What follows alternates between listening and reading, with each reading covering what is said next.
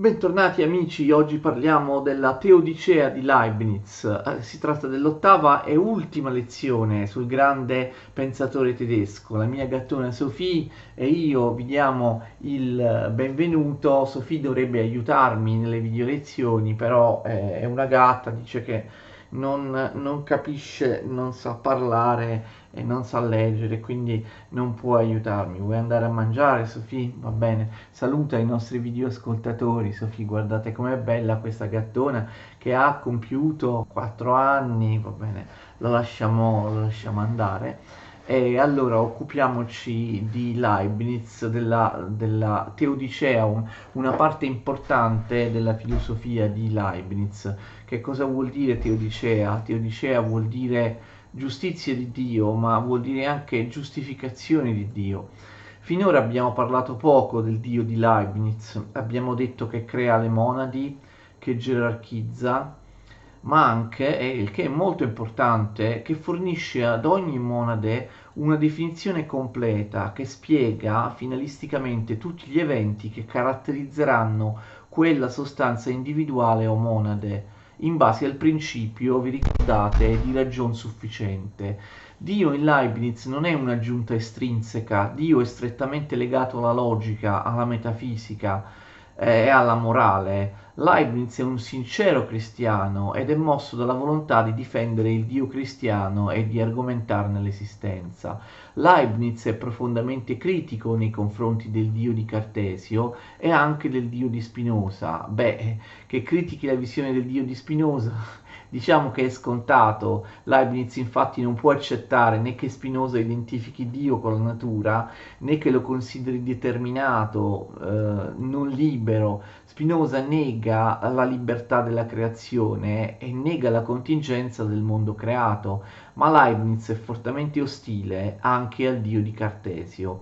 In una lettera indirizzata ad un destinatario sconosciuto, forse Malebranche, Leibniz spiega che la visione cartesiana di Dio in realtà non differisce da quella di Spinoza.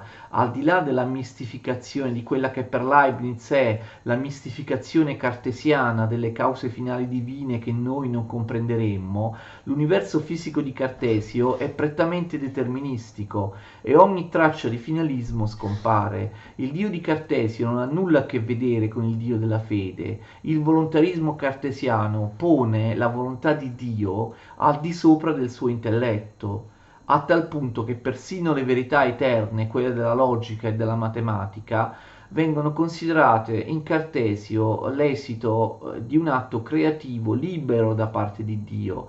Leibniz si oppone a tutto questo, infatti Leibniz sostiene che non si aumenta né si completa l'onnipotenza di Dio rendendo la sua volontà indipendente e superiore all'intelletto. Infatti la volontà presuppone delle ragioni per volere. La ragione è antecedente alla volontà. Le verità eterne non dipendono dalla volontà di Dio, ma dal suo intelletto, all'interno del quale si manifestano come nozioni autoevidenti e necessarie. Le verità eterne non sono create da Dio, Dio non può cambiare a suo arbitrio le verità della logica e della matematica. Leibniz non è contrario all'argomento ontologico con cui Cartesio cerca di dimostrare l'esistenza di Dio, tuttavia critica il fatto che Cartesio utilizzi questo argomento senza aver dimostrato preliminarmente che la nozione di essere perfettissimo sia possibile, cioè non sia contraddittoria. Leibniz cerca di dimostrare ciò nel breve scritto Quod ens perfectissimum existit. Lo scritto fornì la base per un colloquio tra Leibniz e Spinoza avvenuto all'Haia in Olanda nel novembre 1676. Secondo Leibniz, Dio è l'unità o sostanza semplice originaria che crea come suo prodotto le monadi. La mente di Dio contiene idee molteplici, ciascuna delle quali corrisponde a una diversa possibilità di esistenza, ma non tutto ciò che è possibile è necessario, a differenza di quel che pensava Spinoza. Nella mente di Dio tutto ciò che è possibile è reale, ma nel mondo non tutto ciò che è reale è necessario. Quando Dio crea, effettua una selezione tra i diversi possibili esistenti nella sua mente. Infatti, se tutto ciò che è pensabile senza contraddizioni è possibile, non tutti i possibili si realizzano nei fatti. Peraltro i possibili sono in contraddizione gli uni con gli altri, non sono compossibili, quindi la scelta di una possibilità esclude le altre. Dio sceglie il mondo che decide di creare tra tanti mondi possibili. Tuttavia, Dio sceglie in base ad un criterio sia logico sia morale. Dio non crea il mondo a casaccio. Dio sceglie secondo la regola del meglio, quindi Dio sceglie il migliore dei mondi possibili. Famosa questa espressione leibniziana, il migliore dei mondi possibili. Dio ha creato il migliore dei mondi possibili e ha deciso volontariamente e razionalmente di non creare tutti gli altri. Dio avrebbe potuto creare un altro mondo possibile, giacché tutti i mondi possibili, essendo pensabili, non costituiscono una contraddizione logica. Siccome Dio ha le caratteristiche della perfezione infinita e quindi anche dell'infinita bontà, egli sceglie tra tutti i mondi possibili il migliore dei mondi. Qual è il migliore dei mondi?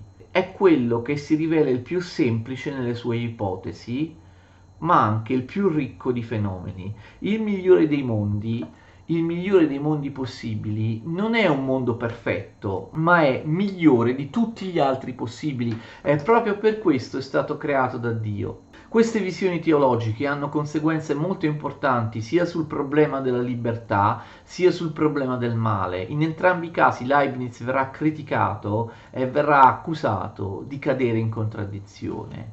Leibniz distingue le monadi tra quelle più semplici e ordinarie, che costituiscono la materia dei corpi, e quelle che ne costituiscono la psiche, cioè i modi dell'anima. Inoltre distingue le anime semplici e le anime razionali, che chiama anche spiriti. Le anime razionali sono quelle che mostrano una perfetta appercezione, in modo da riferire tutti i loro stati interni ad un io personale egemone. Le anime in generale sono lo specchio e l'immagine dell'universo, mentre gli spiriti sono anche specchio e immagine della divinità, dell'artefice che le ha create. Leibniz scrive che qualunque spirito nella sua sfera è quasi una divinità. Questa distinzione permette agli spiriti, cioè alle anime umane, di agire finalisticamente, moralmente e liberamente, pur trovandosi all'interno di leggi meccanicistiche. La natura, cioè il mondo fisico, e la grazia, cioè il mondo metafisico e morale, si conciliano in un'armonia superiore. Gli spiriti sono esseri razionali che possiedono proprie leggi che li mettono al di sopra delle vicissitudini della materia, per via di un ordine stabilito da Dio. In realtà il mondo materiale è stato fatto in funzione degli spiriti, poiché le vicende della materia hanno come fine la felicità dei buoni e la punizione dei malvagi.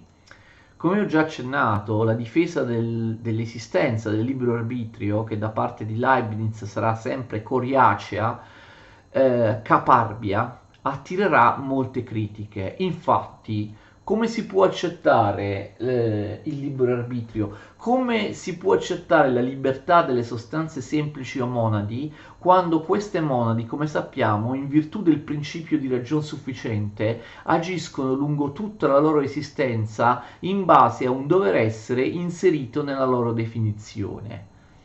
Come ricorderete, la prescienza divina conosce sin dall'inizio tutti gli eventi futuri di ciascuna monade. Le monadi quindi appaiono come automi determinati. Nel momento in cui Dio crea la monade Giulio Cesare, stabilisce come parte della definizione completa di Giulio Cesare la ragion sufficiente in base alla quale Giulio Cesare attraverserà il Rubicone. In che senso si può affermare che questa azione di Giulio Cesare sia libera? Sembrerebbe già determinata. Leibniz contesta e considera ingenua la visione di una volontà che, prima di determinarsi all'azione, sia del tutto indifferente ai motivi e agli impulsi che la spingono all'azione. Non esiste, mette in chiaro Leibniz, una libertà di indifferenza. In realtà ogni azione che viene compiuta trova sempre una ragion sufficiente negli stati psichici antecedenti, strettamente connessi tra di loro. Tuttavia non vuol dire che l'azione sia necessitata. Leibniz distingue tra due forme di necessità, una necessità assoluta, detta anche necessità logica, e una necessità ipotetica o morale. La necessità assoluta o logica si applica alle verità di ragione, mentre la necessità ipotetica o morale si applica alle verità di fatto. Abbiamo già parlato di verità di ragione e verità di fatto nella precedente video lezione. Come sappiamo, l'opposto di una verità di ragione è impossibile in base al principio di non contraddizione, mentre l'opposto di una verità di fatto è possibile. Però, pur essendo possibile, un'opzione differente rispetto ad una verità di fatto non si verificherà mai per via del principio di ragion sufficiente. Allora, ditemi voi, che cosa ne pensate? Non si tratta di una possibilità semplicemente virtuale. In teoria è possibile che Giulio Cesare utilizzi la determinazione libera della sua volontà per non attraversare il Rubicone, ma ciò è possibile solo perché non costituirebbe una contraddizione rispetto all'azione di attraversare il Rubicone, cioè perché l'azione di non attraversare il Rubicone è pensabile senza contraddizione logica rispetto all'azione di attraversare il Rubicone. Tuttavia è già insito nella definizione completa della monade Giulio Cesare che Giulio Cesare attraverserà il Rubicone. Infatti Dio vede come presente nella nozione Giulio Cesare l'azione che per Giulio Cesare è futura. L'azione opposta resta possibile, però Dio potrebbe sceglierla soltanto all'interno di un altro mondo possibile, capite? Cioè all'interno di uno dei mondi che Dio non ha creato. Ma Dio avrebbe potuto creare un altro mondo possibile, però non l'ha fatto perché in base al principio di ragion sufficiente Dio ha creato questo mondo che è il migliore dei mondi possibili. Tutto ciò, secondo Leibniz, rende libera e contingente l'azione che di fatto si compie. Quindi Leibniz conclude che la scelta compiuta da Dio inclina ma non necessita la volontà e che quindi rimane una volontà libera. Secondo molti studiosi, e anche secondo la mia modesta opinione, questa spiegazione leibniziana dell'esistenza del libero arbitrio non è convincente. Ogni evento empirico è contingente, è libero solo in teoria, ma di fatto è già determinato dall'inizio. Alcuni critici hanno sostenuto che questo tentativo da parte di Leibniz di far coesistere in qualche modo determinismo e libero arbitrio sarebbe compatibile con le ripetute azioni politiche e diplomatiche che Leibniz aveva portato avanti per mettere in accordo i principi tedeschi, alcuni dei quali erano protestanti e quindi credevano nel determinismo della predestinazione, e altri erano cattolici e quindi credevano nel libero arbitrio e nel valore del libero arbitrio per la salvezza. La contraddizione sulla questione del libero arbitrio risulta chiara anche al filosofo Antoine Arnaud. Anche lui cristiano e finalista. Arnaud infatti era un giansenista. Vi ricordo che Leibniz, l'abbiamo già detto, conobbe Arnaud a Parigi e attraverso lui entrò in contatto con gli ambienti pascaliani. Quando Leibniz invia ad Arnaud nel 1686 la prima bozza del suo trattato di metafisica, la reazione del francese è negativa. Ed è negativa proprio perché Arnaud si accorge che le teorie di Leibniz possono facilmente portare a conseguenze fatalistiche e deterministiche, oltre che negatrici della libertà, non solo della libertà dell'essere umano, ma anche della libertà di Dio in rapporto alla creazione.